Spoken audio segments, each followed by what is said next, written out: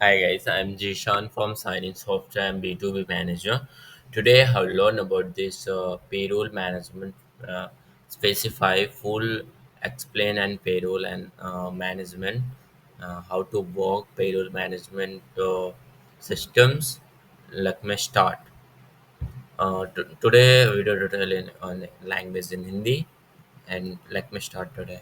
सबसे पहले हम बायोमेट्रिक को समझेंगे, अटेंडेंस कैसे लगती है एंड देन पेरोल को समझेंगे। हम इस वीडियो में जितना मॉड्यूल हो सके हम समझेंगे। सबसे पहले हम बायोमेट्रिक मॉड्यूल को समझते हैं।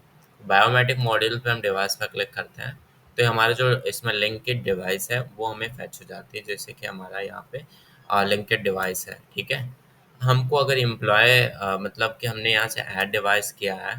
ठीक है, यहाँ से जो डिवाइसेस है हमने एडिट किया है, डिवाइस का नंबर वगैरह यहाँ पे डाला हम लोगों ने। एडेड डिवाइस होने के बाद एम्प्लॉय को हम पुश कैसे करते हैं वो हम यहाँ से सीखेंगे। सबसे पहले ध्यान रखिए, आपको डिवाइस ऐड करने के बाद, ऐड डिवाइस यहाँ से करने के बाद, डिवाइस ऐड करने के लिए अपने B2B मैनेजर कंसल्ट करें। डिवाइस यहाँ पे आपको ऐड बायोमेट्रिक डिवाइस पे ऐड डिवाइस कंप्लीट हो जाने के बाद आपको ध्यान दें डिवाइस पे आना है एंड पुश द एम्प्लॉय पे आनी है। तो जितने भी एम्प्लॉय रहेंगे आपको यहाँ पे शो हो जाएंगे।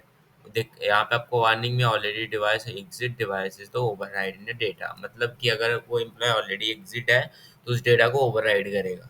तो ठीक है, कैसे पुश करते हैं, देखो जिस एम्प्लॉय को डालना है उस ये पूरे एम्प्लॉय आपको शो कर जाएंगे और यहाँ पे आपको ओके करनी है। ओके करने के बाद यहाँ पे यस करनी है और ये डिवाइस अभी ऑनलाइन नहीं है इसलिए नहीं ले रहा है। तो आपको यहाँ ओके करनी है तो ये डिवाइस ऑटोमेटिक चल जाएगा। आल पे सभी एम्प्लॉय डालें तो आल पे क्लिक करें। याद रखें, अगर एम्प्लॉय पहले से ऑलरेडी डिवाइस में रनिंग है तो उसको आल पे क्लिक करके ना डालें, डेटा ओवरराइड कर जाएगा। ठीक है, थोड़ा सा नीचे आते हैं, अटेंडेंस लॉग्स। अटेंडेंस लॉग में आपको पूरा अटेंडेंस दिखेगा, कब चेक इन हुआ है, या फिर टाइम सीट, टाइम बाउंडेशन वगैरह सब कुछ दिखेगा, क्लॉकिंग सब दिख जाएगा आपको। आपको यहाँ पे फिल्टर करके महीने का महीने महीने वाइज देख सकते हैं। थोड़ा सा नीचे आता है एम्प्लॉय मैपिंग।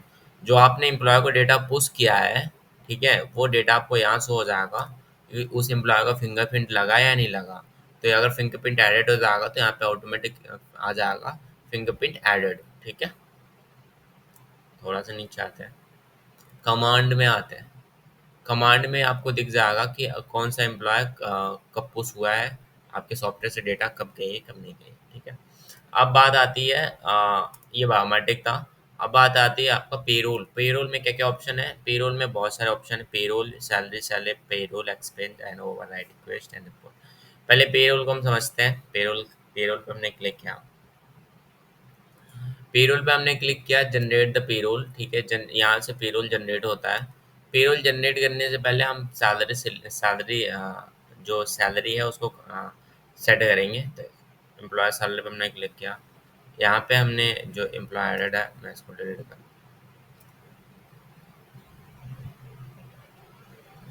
यहाँ पे जो एम्प्लॉय रहेंगे वो ऑटोमेटिक यहाँ पे शो हो जाएगा। ठीक है, तो सबसे पहले हम ऐड सैलरी पे क्लिक करेंगे। ठीक है, इस एम्प्लॉय की सैलरी कितनी है। ठीक है, इस एम्प्लॉय के ऐड सैलरी पे क्लिक करेंगे। इस एम्प्लॉय के एनुअली सैलरी कितनी है, सीटीसी कितनी है। सीटीसी हमने डाल दिया 5 lakhs। सीटीसी डालते ही देखो यहाँ पे अ, अ, जो हमें फिक्स्ड सीटीसी, फिक्स्ड है परसेंटेज में मत रखो।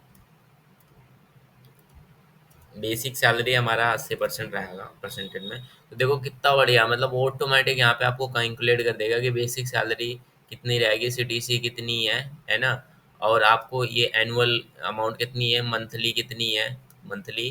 ठीक है, ये मंथली और एनुअली में तुरंत आपको इधर डिफाइन कर देगा। हमारी सीटीसी कितनी है, 5 लाख रुपए की है।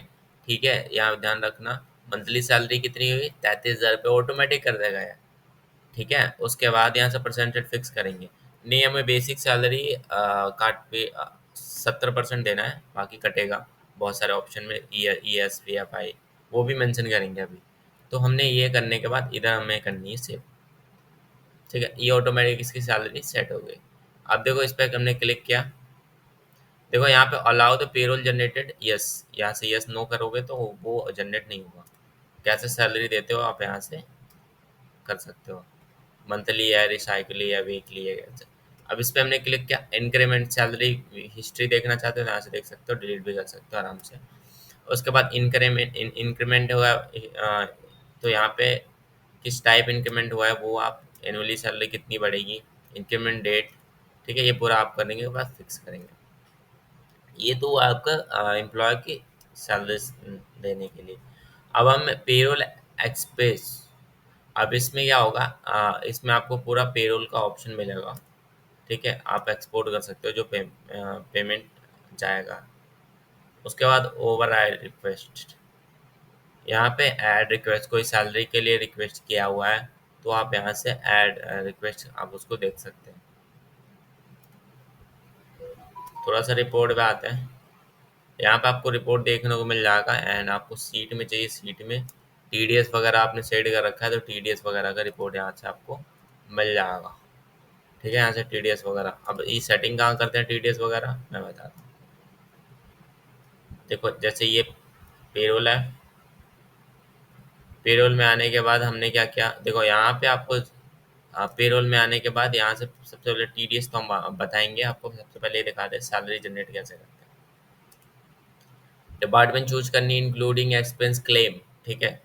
उसके बाद add the time log and salary, time time to salary time log Zeeshan, और यूज द अटेंडेंस, मतलब ऑटोमेटिक जितना प्रेजेंट रहेगा उस हिसाब से ये अटेंडेंस जनरेट करेगा। चलो हमने जनरेट पे क्लिक किया और देखो ये सैलरी जनरेट हो गया, आ गई। पेड ऑन पेड उसकी बात अलग है। व्यू पे हमने क्लिक किया, ठीक है। अब इसकी सैलरी देखो, मैंने इसका अटेंडेंस वगैरह लिया, एम्प्लॉय पे जीरो, मतलब इसका अटेंडेंस कुछ भी नहीं है इसलिए पेमेंट जीरो आ रहा है। लेकिन ये देखो, मतलब आपको ये सैलरी स्लिप तो निकल रही है बढ़िया सा, यहाँ से आपको क्लिक करके डाउनलोड कर सकते हो। हमने यहाँ डाउनलोड किया सैलरी स्लिप एंड इसको क्लिक किया, ओपन किया, देखो कितना बढ़िया सैलरी स्लिप निकल रहा, ठीक है। यहाँ पे नेट सैलरी जीरो, तो ये सैलरी स्लिप आप, ये मॉडिफाइड है, अगर आपको मॉडिफाई अपने हिसाब से करवानी है तो ऐड ऑन करवानी पड़ेगी, ठीक है। अनपेड वगैरह, अनपेड डेट